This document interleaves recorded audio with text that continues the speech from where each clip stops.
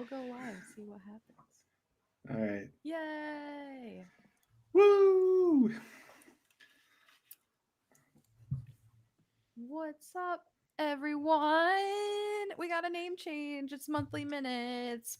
Yeah, monthly minute. Yay. Go monthly minutes. I'm Minutes Mystic. that are monthly. Here with Adam and Daniel, aka Godfrey and Morgus.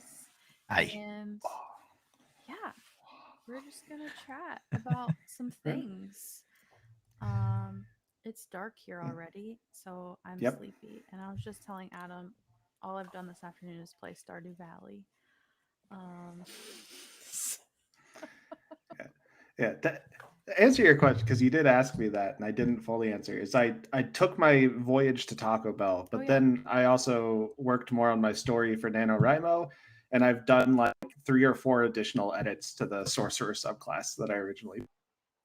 it's such a It's good. now. What did you edit? Other It's than I the just title? changed some of the wording on it. So some of Okay. the wording was a little bit awkward, so I just made it like look better, and I took out some typos, and I clarified some of the mechanical issues that were there because there was like some discrepancies on how you like take damage. So Gotcha. I wanted to make those consistent. Yeah. Okay. But yeah, Well, cool. Well, some things have happened in the podcast in the last month since we spoke. yeah, Um, yeah. We found some spiders, we found and yeah, spiders. We found so many spiders. So yeah, let's just start. So the last episode, God, my accent. Episode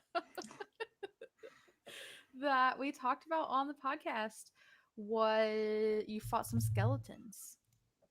That was yes, the last episode. And you found the hellhound. And I did so nothing. you did, yeah. Hmm. Livy tried to feed the hellhounds. That was Yeah, interesting. Um, yeah, that was it was a thing that happened. yeah. That hipster corn, you know, Yes, I'm glad you remember. barley. I don't remember if that was in the episode or if that was in Uh, Manic Minutes or I don't That know. was in the episode. that was in the episode. Okay. Barley is the hipster's corn. Uh, I don't remember if that was you or Ed who said that. It was Ed said that Oh, because you okay. know what Yeah. I was thinking. This is what happened. I literally used to get a CSA box when I lived in Ohio. And one of the things they gave me once was puffed barley.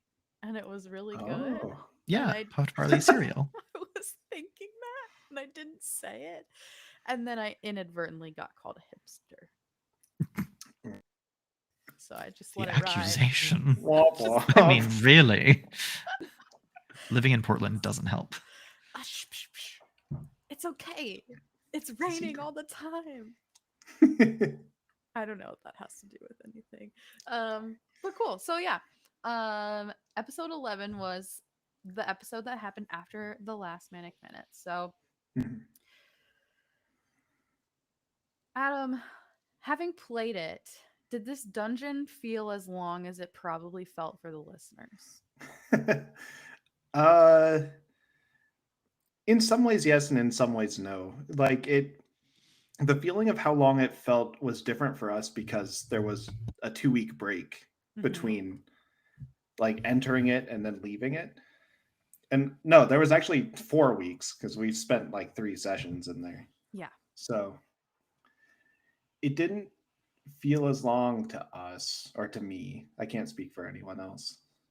Because like you know, you just get into D&D mode, you know, you're in a dungeon, you want to like look behind like everything and make sure you're not missing anything.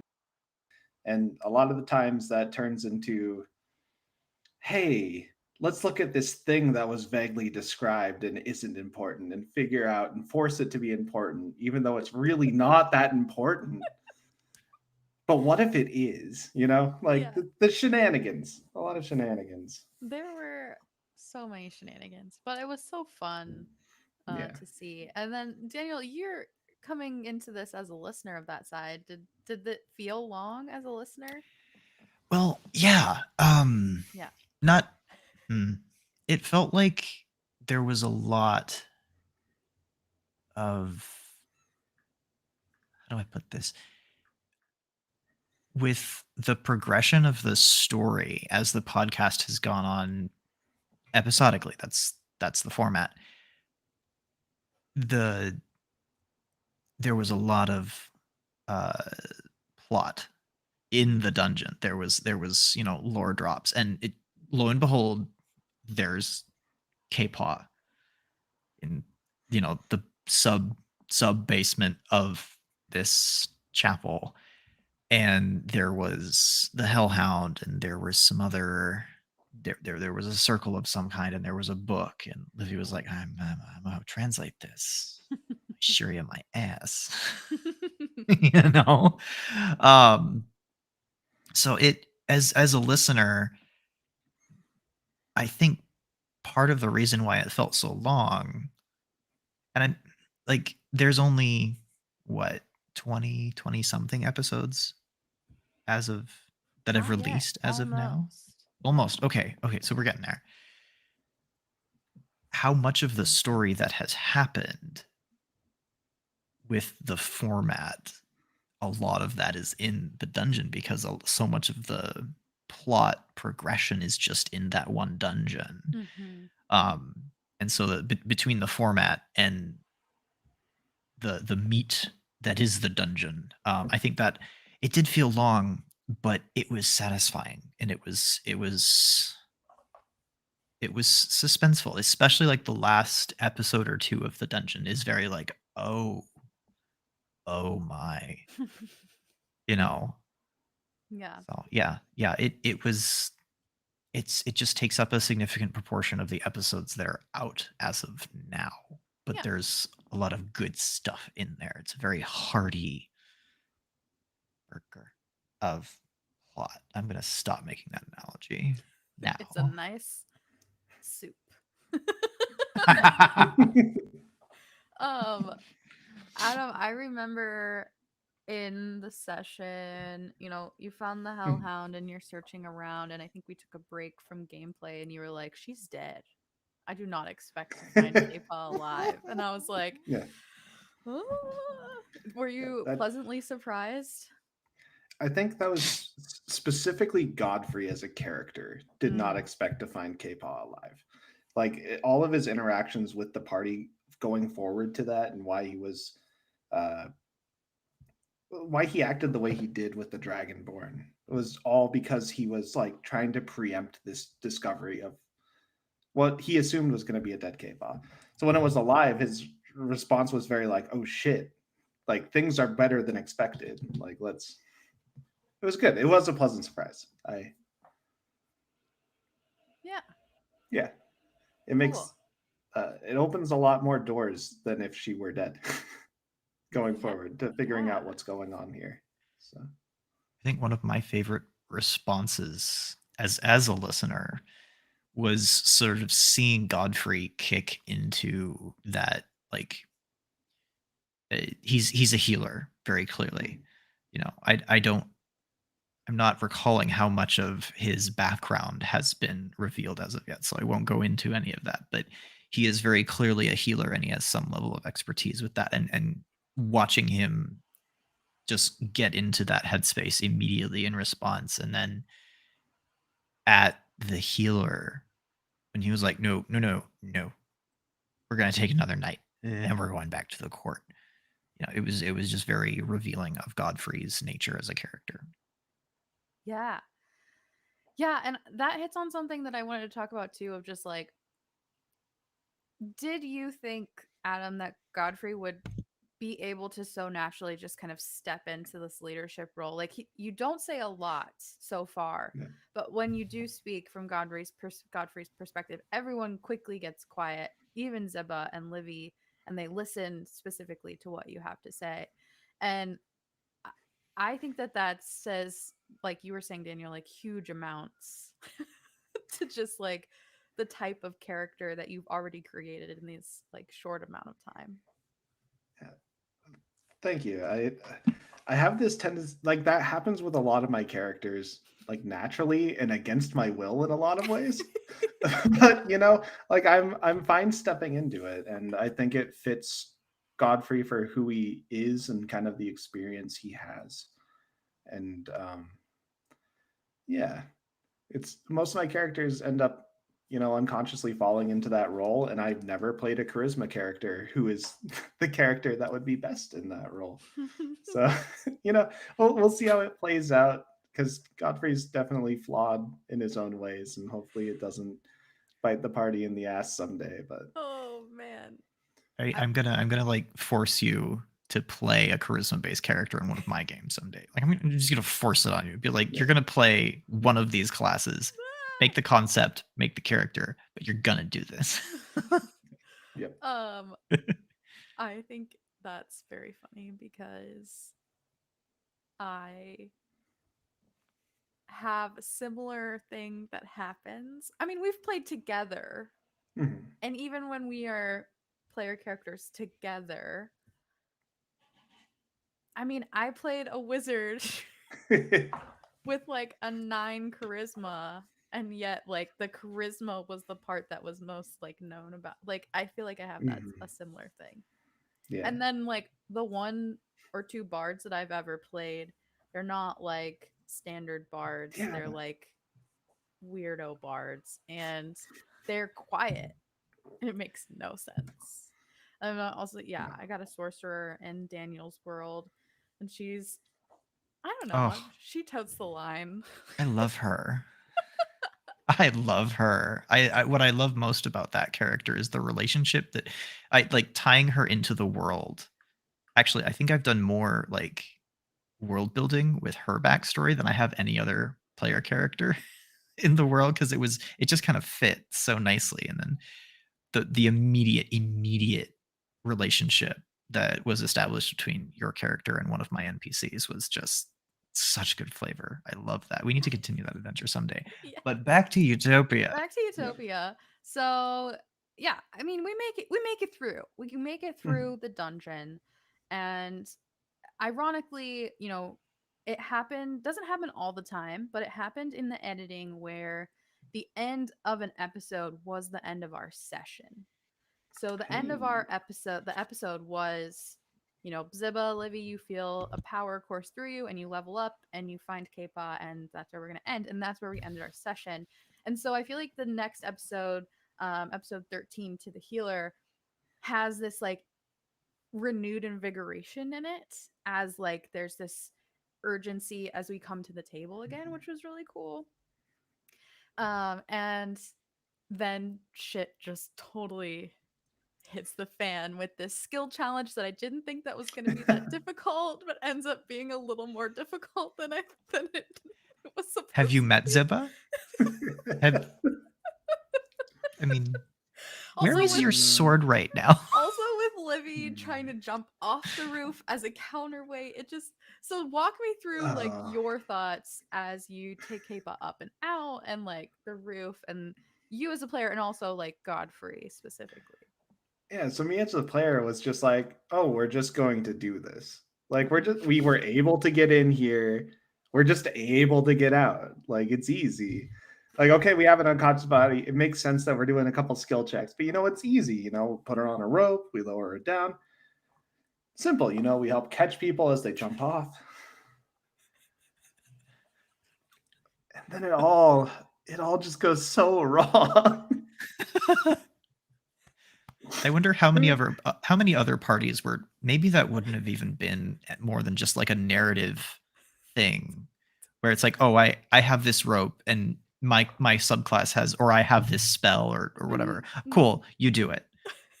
Not this party. No. Not this party. Not this party. But it's wonderful, that's the chaos of the dice is a beautiful storytelling element. And I will never not accept someone coming up with a crazy idea for how to do something, even when me as the player and the character are just like, we could just like do this.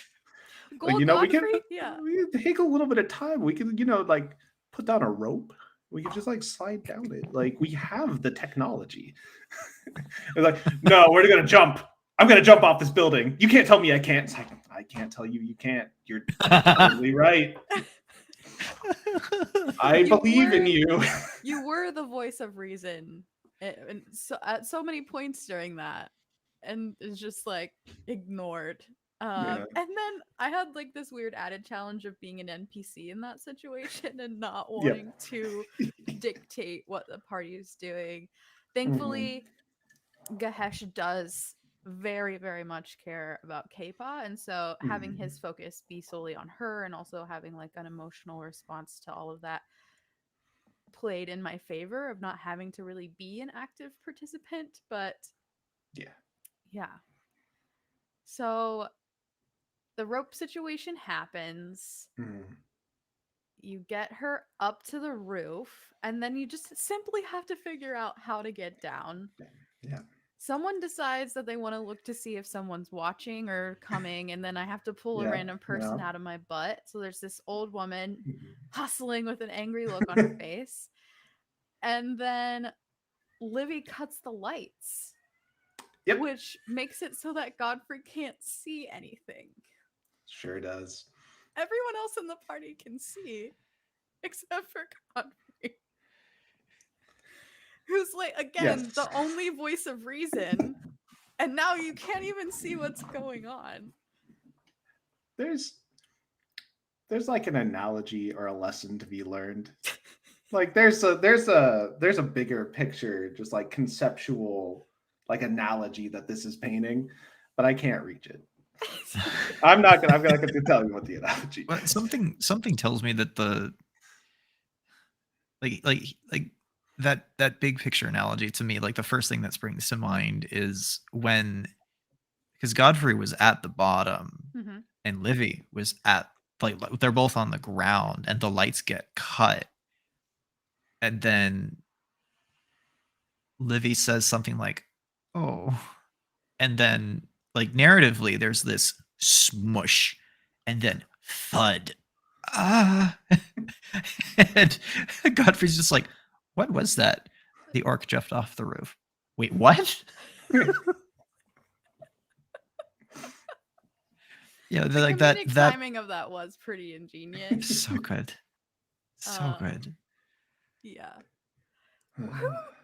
I love Avis. I love Ziba. Yes. I love them as a I love character. It's all of the amazing. characters. I didn't have to ask where the sword was, but like, come on. You had to ask where this you had to ask where the sword was. What's insane is that the only thing that saved her from not just dying is her race feature. Gotta love half works. She took enough damage at level 2 that would Yeah. have been outright death, wouldn't it? Yeah. Oh, gosh, that's so scary. And I had nothing to do with it. I mean, I like to say that I always have nothing to do with it, but Well, it's your job as a DM to have something. No, to do you with it. you usually have something to do with it, like the radius of spells and Oh, shock yeah, waves and saving throws. There's usually something to and fear effects and all of that. The No consequences of dropping haste, things like that. Yeah. Oh, that's a big one. All right. So you make it off the roof. You head into the streets. Gahesh is leading you through alleys to get to the healer. Livy decides that Kaiba needs to not be wearing her acolyte robes anymore. And this whole piece is a testament to online play, to be honest, because I did not hear in session Livy say, "Let's have Avis do it." I just heard we need to change K-pop's clothes. And so then I'm Gahesh as an NPC just going down this random, and she's like, Livy is just like, "No, this is why I said Avis should do it." And then I'm just like, oops.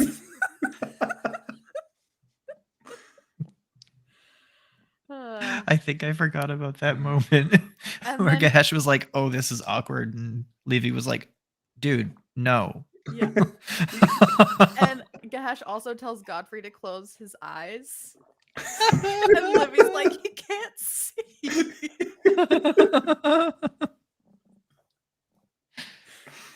The Mm, turmoil. Yeah. peak D&D.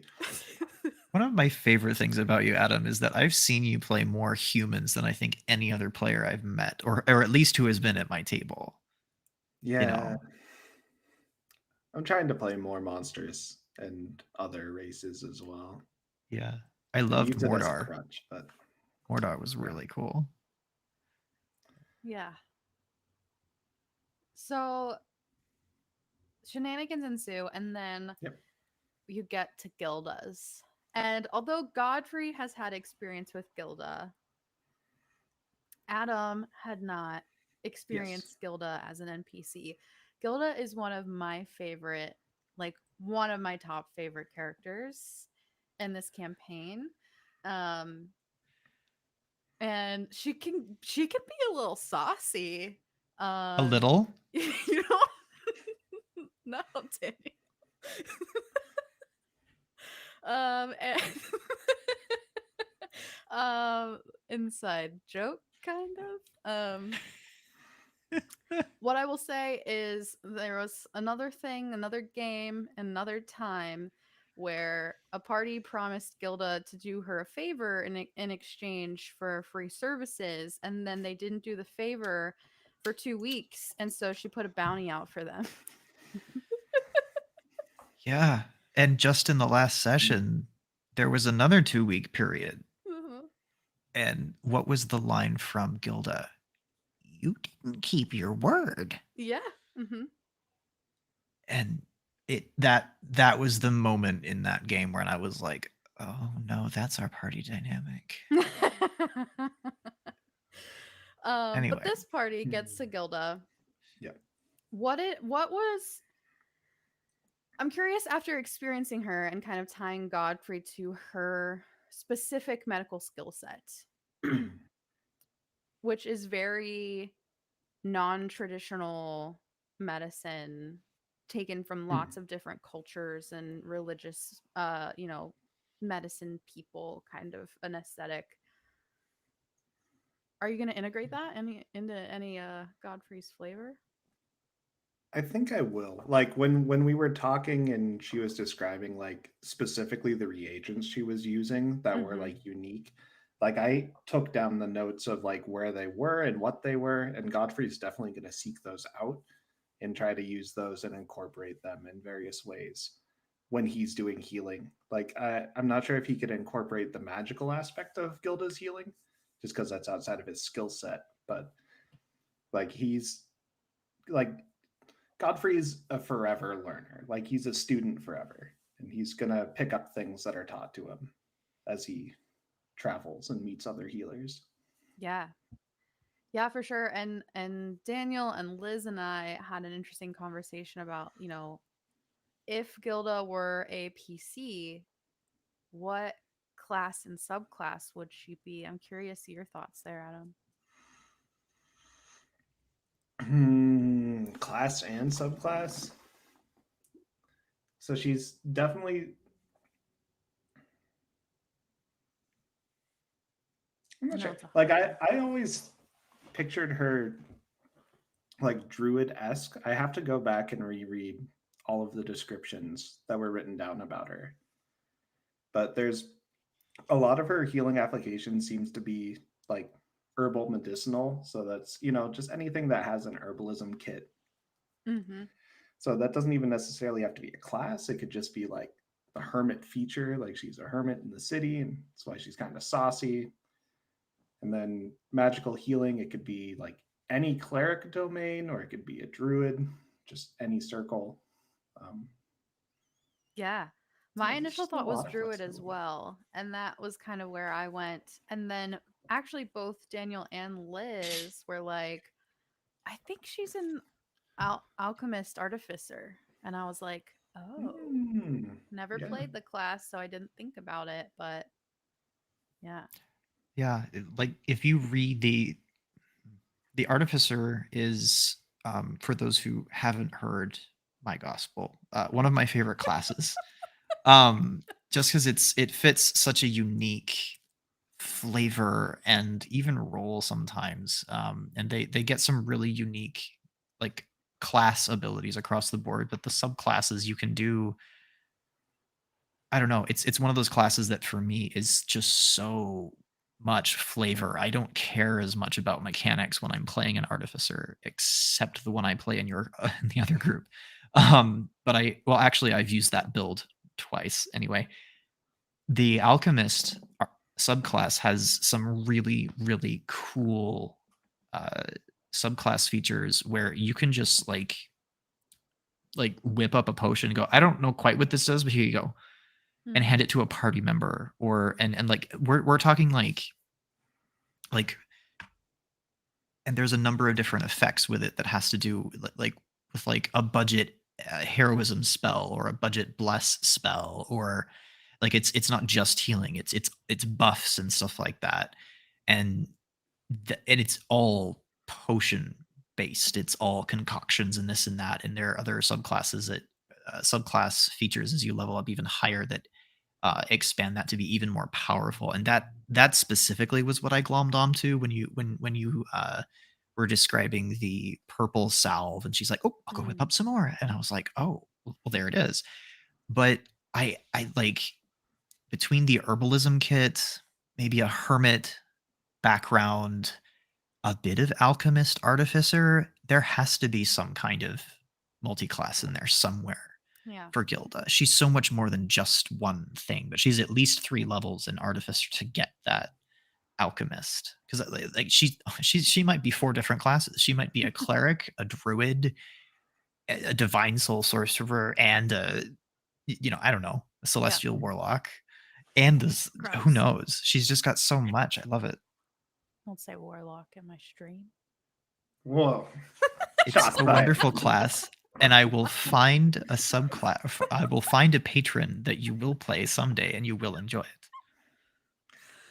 I Will tried to happen. build a warlock, remember? And then I was like, You tried to build a warlock without enough time. We'll sit down. We'll have coffee. It'll be good. warlocks just don't work in this environment for many reasons. In this campaign specifically. Yeah, that's all I'm I gonna got a, say. I got a warlock patron concept I can throw at you. Don't worry. It's I'll throw one at you. I'm on the opposite end where I love warlocks so much and have like put in so much work to my world to make warlocks something that I enjoy. But it's very different than like conceptual book warlock. So I Yeah. definitely get your feeling of like not Yeah. liking warlocks. For sure. Well, cool. So you meet Gilda, this really sweet, elderly gnomish woman, and she begins to help K-Paw. Gahesh just kind of stays by her side, and K-Paw wakes up briefly and is like getting ready to go. And the moment that Daniel pointed out earlier happens where Godfrey's just like, no, lay down, sit. We're staying here for the night. Get some rest. After that, Livy decides to go back to the Drunken Stump to just check in on, Leofrich and Keg and just everything. And Ziba stays behind because she has 1 HP from falling / jumping off the roof and Yes. needs some help. Mm-hmm. And then this like point blank flash of questions happens. Yeah. And I feel like this is another one of those moments that you mentioned, Daniel, like in the dungeon where it seems so simple and playful because it's coming from Ziba, but we learn a lot about Godfrey in that like minute. Yeah. Mm-hmm. What I know that you were like, throw him at me, but what Yeah. were you thinking like as that was happening? I just thought like in the moment she had like described that she was going to do that, and I felt like she didn't understand that Godfrey would just absolutely answer all of those questions, like be really Mhm. straightforward about it.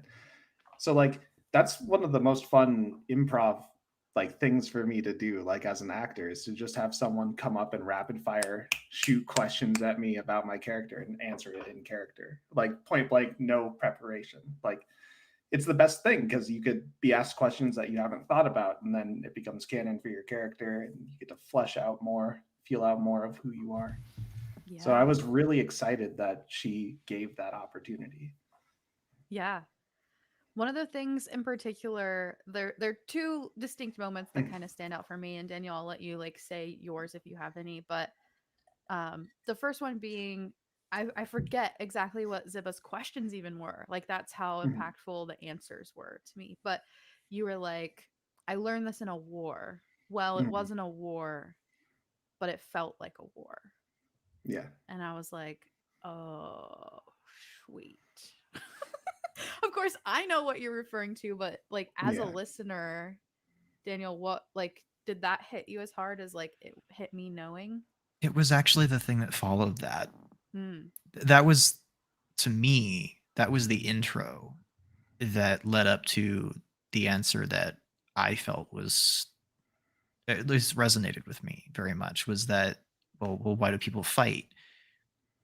The only reason people ever fight to survive. Hmm. Is that was that why you fight? Well, no, that's not the only reason people fight. You know, well, did you lie to me? I did not lie to you. Mhm. So, and that was a series of answers, but that to survive, I hope I'm not misquoting Godfrey there. That sounds right. You know, That sounds Yeah, very he definitely accurate. made Like an answer, and then Ziva was like, "Is that why you do?" And then Godfrey's like, "Oh gosh, well, backed myself into a corner again." and then a little like argument ensues about the morals of lying, which is Mhm. also great. Yeah. are you saying my mom's a liar? Yeah. Did you just call my mom a liar? Was that in that episode, or was that it? Yeah. I remember Okay. putting in the Discord, this is how this episode's ending. And I love it. I feel like Yeah. Ziba disproportionately gets a lot of like the last lines either before sponsor breaks or the ends of episodes, but they're just so good. So It's good. just so good. Cool. Well, I'm not going to touch on the Livy stuff. So the next episode starts. Livy is out at the Drunken Stump. He and Miff have a really awesome heart to heart, and then he comes back and he pulls Ziba aside. And the next thing Godfrey knows, Ziba is Livy is calling Ziba a different name. Mhm. What were you thinking? Or what was Godfrey thinking in that moment, or both? Like I feel like Godfrey had picked up a lot of the dynamic based on like that first outburst they had in the dungeon. Hmm. Like he learned a lot about their situation in a very short amount of time, very suddenly. So he knew at that point that Ziba had run away from home. And he now heard Ziba being called Dee Dee and Ziba simultaneously in the same breath over and over again. So I think he assumes that something has gone wrong, but isn't going to push on it. You Yeah. know, um, Yeah. And then, because yeah, go ahead. yeah, and in his mind, it's not his place yet. Like he doesn't know these people, he doesn't have anything to do with these people. Like he'll they were part of the mission, and he successfully kept them through the mission, and that was it. If they come to the court, things will change. Yeah. Yeah. And before you leave, I don't remember exactly at what point this is said, but I thought it was really funny. Like Kapa is lying in bed in the bed at Gilda's. Gahesh is like holding her hand at her bedside and she's getting ready to go back to sleep. And Livy's just like, and when you feel better, I have a lot of questions for you, just so you know. I want to make sure you're prepared. Hi, yes, my name is Livy, and I have a million questions for you. So I just want you to know that ahead of time. That is my microcosm moment for Livy as a character. It's all about him being so fucking kind and good natured, and yet also having this insatiable craving for knowledge Mhm. and just like history. Yeah. Cool. So to flashback, you get K-pop up. She's barely strong enough. About halfway through the city, Ganesh has to give her a piggyback ride Yeah. to get her to the carousel court. And yeah, we talked about your backstory. You knew that you were a member of the court, but you hadn't experienced any of the NPCs or the building. So talk to me about like seeing that and experiencing that for the first time. I mean, it's just all wonderful. Like it's such a great like you go through this series of like paths off the road that you wouldn't have seen before, and it's this beautiful beachside kind of sanctuary that you've built in, and all of the characters are delightfully unique, and you get to just imagine your character's interaction with them just based on their like face that they give. And it was very good, and it was a lot of description, and a lot of like after entering it was me having to go, okay, how does Godfrey feel about all of this? Where does he stay in this mansion? What are the places he haunts? Like, who does he hang out with? What's going to be his like demeanor in this space with these people? And yeah, so there was a lot of internal thinking about that also led to Godfrey just being like, yeah, he's probably just a fly on the wall a lot of the time. Like when he's not working on something specific, he's just making sure everyone's okay and just keeping an eye, keeping an ear out. That is so relieving to hear because obviously we're not a large enough podcast yet where I get active listener feedback all the time. But after releasing these beginnings of the Carousel Court episodes and having all of these different personalities in one place at one time, I personally was feeling a little self-conscious about my ability to portray each individual NPC as distinctly themselves without doing really shitty accents because I'm bad at them, or like over exaggerated voices. I think the closest I get is with Ulu, and that really hasn't been to the listeners' ears yet. And there are a few things like that where I'll lean in, but I had one of those moments where I was having a conversation with myself, and I didn't want to keep saying, and then Weaver says, and then K-pop says, and then Weaver says. I just wanted it to feel organic. Yeah. And listening back when I was editing, like I was really proud of that, but I wasn't sure if it was enough for like the listeners or for you all as players. So I appreciate you saying Yeah, that of course. specifically. To chime in about that, as a listener, it was absolutely enough. It was more than enough. One of the things I actually admire about when you are descriptive and then you switch to dialogue, it doesn't come off as what you were doing, where you were saying something and then describing the reaction, and you did that very fluidly. So it was quite natural. Cool. And then you meet Morgus. Hi, welcome to Carousel Court.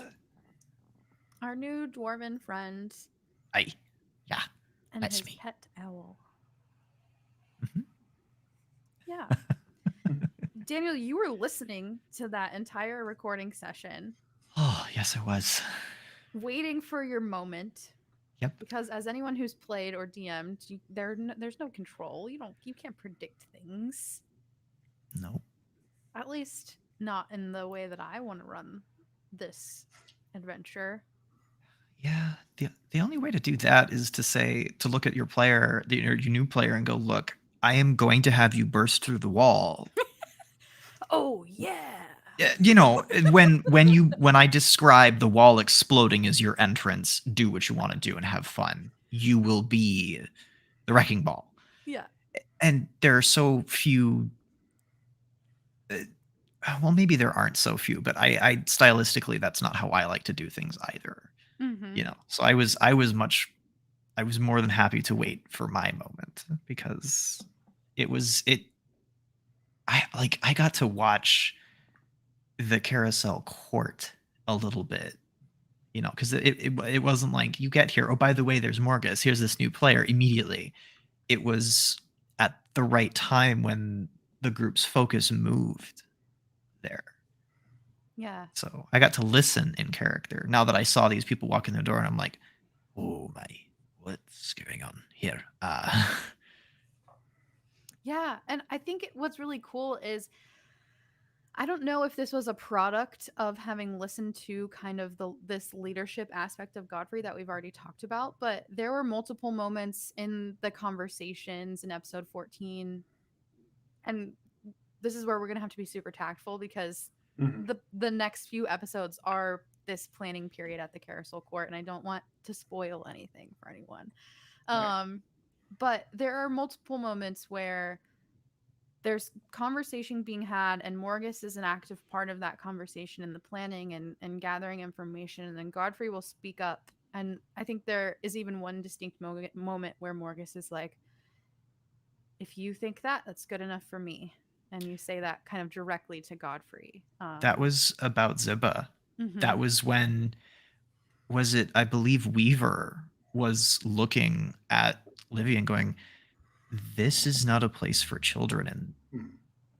Avis / Ziba was like, don't you talk over me. Yeah. And Yeah. Godfrey like immediately steps in and goes, I would be lying if Weaver goes, aren't you worried about this? And Godfrey was like, I'd be lying if I wasn't worried about this. Mhm. But she is as capable of as anyone else here, and I will vouch for her. And Morgus just, all right, she can stay. It's good enough for me. Mhm. Which I hope very much speaks to the dynamic between Godfrey and Morgus. Yeah. That'll be So, fun to explore when it comes time to explore that dynamic. yeah, very much so. Yeah. Well, that moment specifically is the end of episode 14. Episode 15 starts with some normal Ziba shenanigans after that of trying to Yep. prove herself to Weaver. Um, but yeah, any Mhm. other things you want to touch on before we just move into some random questions? How do you feel the pacing has gone? Like, have we skipped over anything that you thought we would latch on to? Did we latch on to something that you were like, I had no idea that just saying this one thing would make them so paranoid or so Hmm. like motivated? That's a good question. I don't have any of those moments yet where I'm like, "Oh my gosh, why did I say that?" I think that kind of lends itself just to my DM style maybe. I'm definitely more Mhm. of like you tell me what you investigate and I will tell you what's there kind of a thing rather than I'm going to over explain where you are so that you know I'm just rambling now. But I don't think that there's been any like weird things that you've latched onto that have been, out of the blue. I think you all are trudging through the story, the main story, pretty just like at a steady march, which is great. Mhm. I said something in our session break in during these episodes that are about to come out about the carousel cord and the planning of what to do next. um, where I was like, I don't know, this is taking a long time. I don't know if this is going to be very good listening. And I went into those episodes thinking that I was going to have to like edit it in a way Mhm. where it ends up being just like a montage of ideas rather than keeping things because I didn't want it Mhm. to drag. And listening back, I didn't actually do that. It didn't feel like the Oh, pacing was Oh, strange. good. I felt like there were important beats that were hit. Okay. So yeah, I think that that's great. answers the length of your question. Yeah, that's great. I have Cool. one more because I think it came up during these last couple sessions. It's Mhm. about a specific wanted poster that was introduced. Mhm. Oh, Uh, right. did you? I mean, you're definitely an open DM, so you have the way you run it is if they do it, they do it. But were you expecting that to come up immediately, or were you like hoping that that Livy and Ziba would do what they did and just be like, we're going to table this Hmm. and ignore it? Yeah, that's a great question.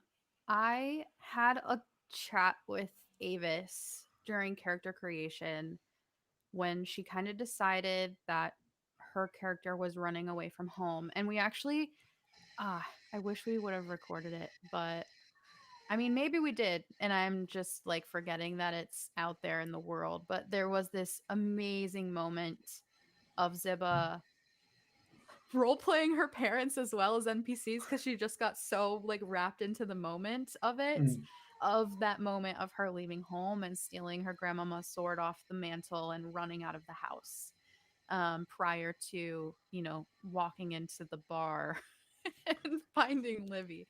Um, Mhm. and she said that although her parents are loving and kind, she's one of a very large family, Mhm. and they probably wouldn't have actively been concerned for a while. And so that really dictated the timing of when those missing posters were going to start popping up into the world. And in terms of timing of the campaign, Ziba's been gone almost a month. Mhm. And then if you think about the way that news would travel from a different country all the way across, in my mind, even a parent that in to Avis like is absent-minded would it within Mhm. a few days they're gonna Yeah. say something.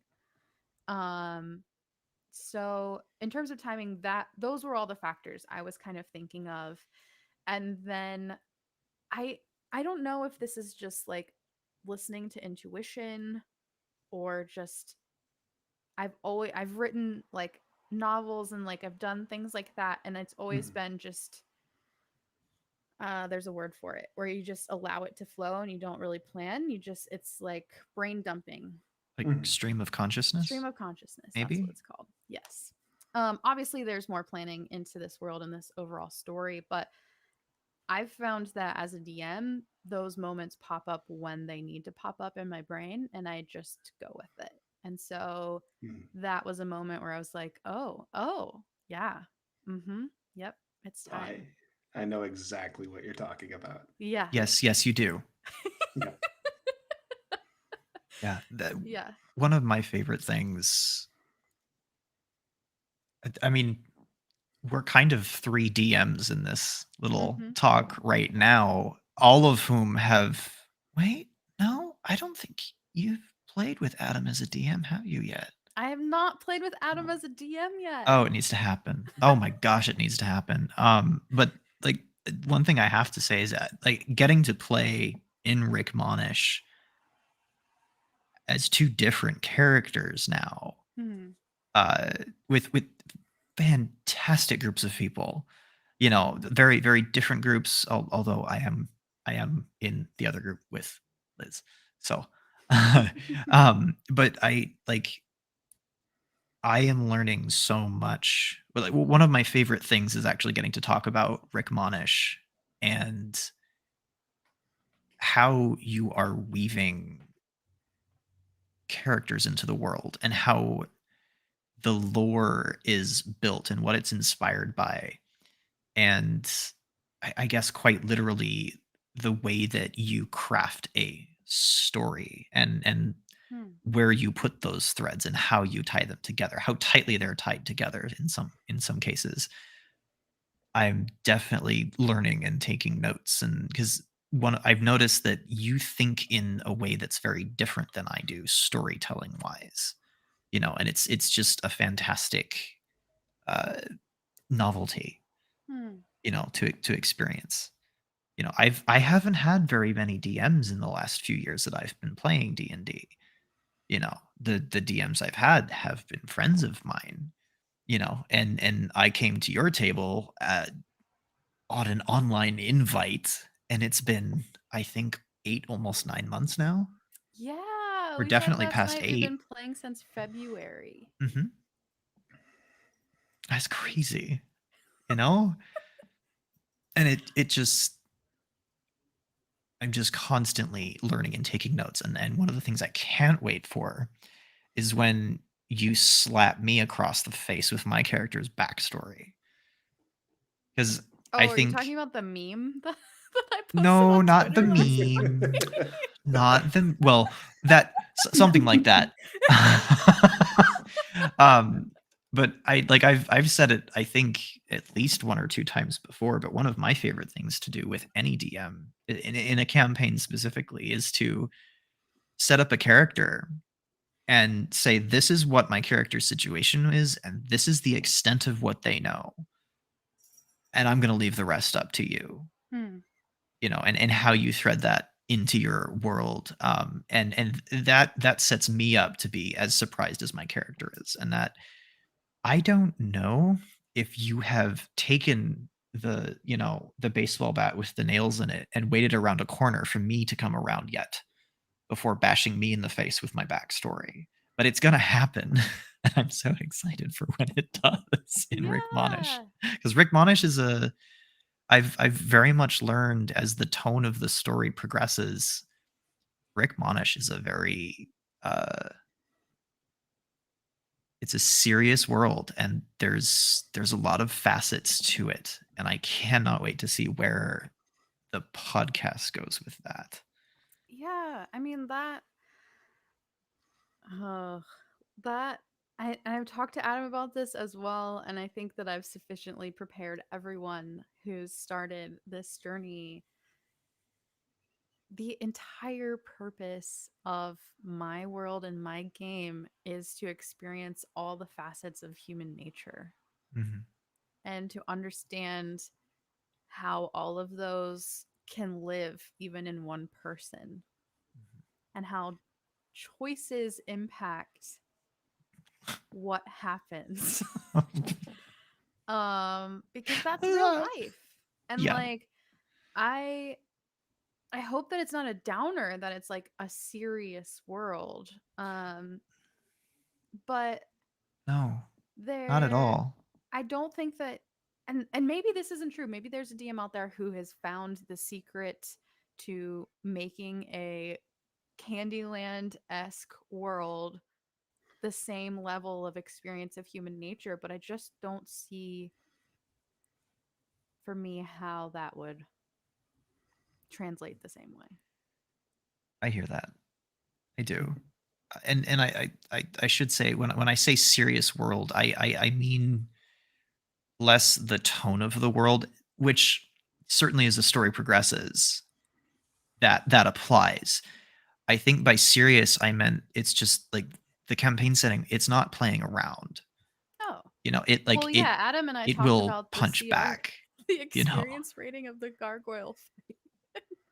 Yeah. How he was shitting bricks because of and I let you know what the CR rating of the next milestone fight is, and you did Yep. not seem excited about that. The burden of knowledge is a terrible thing.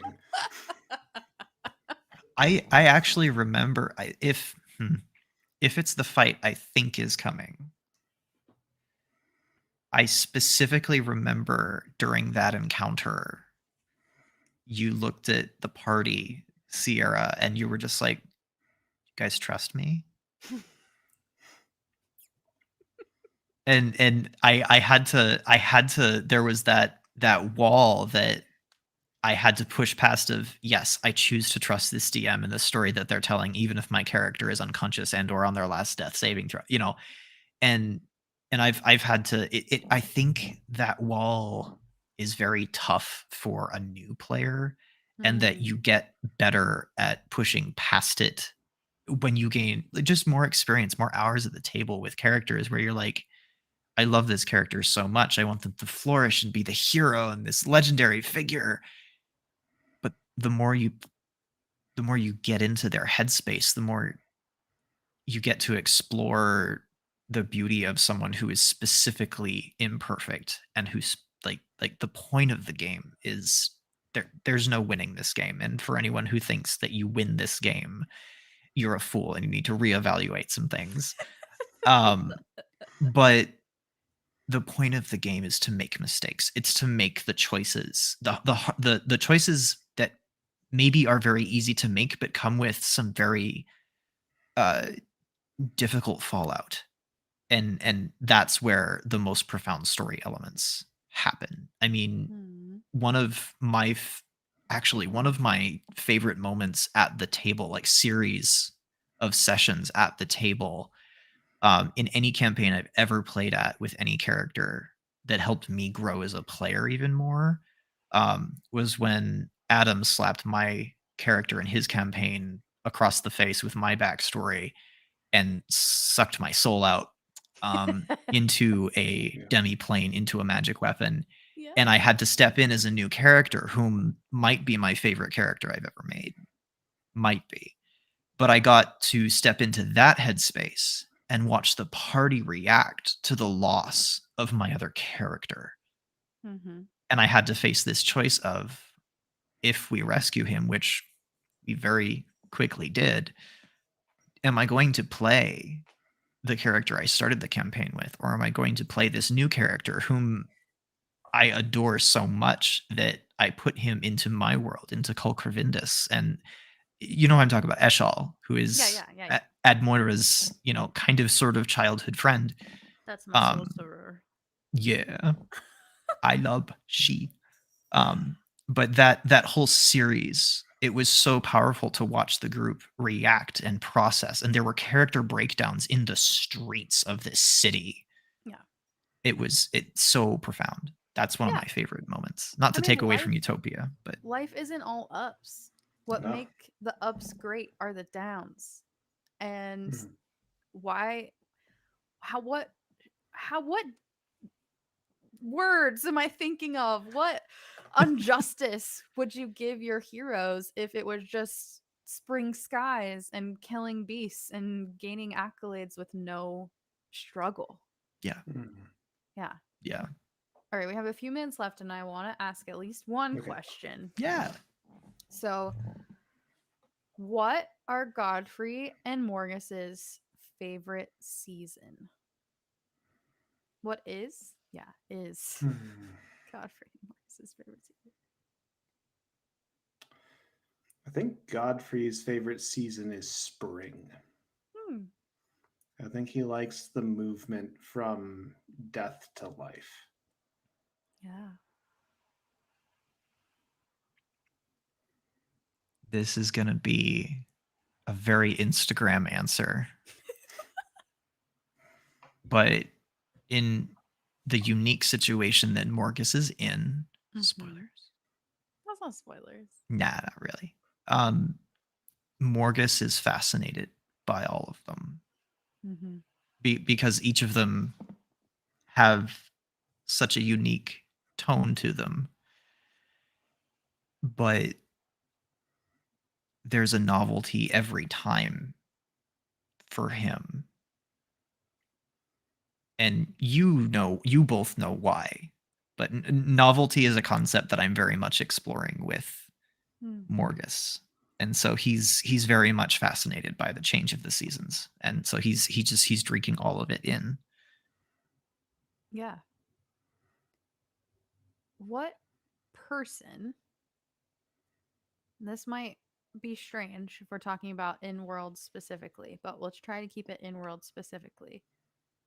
What person does your character admire most? I have to grab my notes.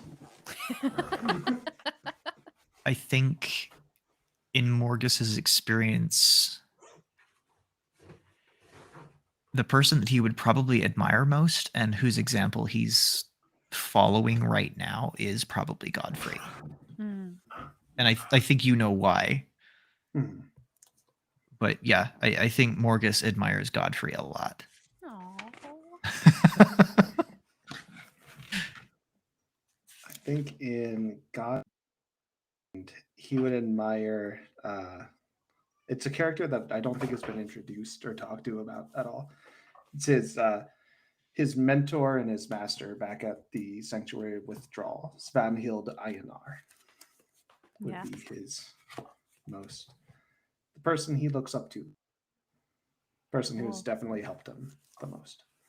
Yeah. Well, that's it. That's time. Unless you all have any questions Wow. for me. Nope, I think I don't think so. asked them earlier. you did. My cat wants dinner, so he's Mhm. crying. I don't know. If You you gotta can go. hear him. You gotta go now. Not hearing. But yeah, thank you so much, and thanks anyone who watches and is watching. We'll be back next month, and the adventure continues tomorrow for all y'all Patreon subscribers. I'm so excited.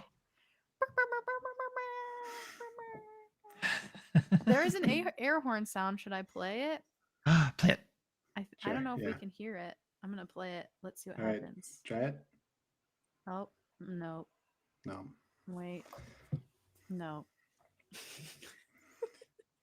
I used to have that app on my phone, the air horn app. Oh, the air horn app. Someone was talking about that recently. It's been probably 6 years since I've thought about that app. This very moment. We can do Yeah. this.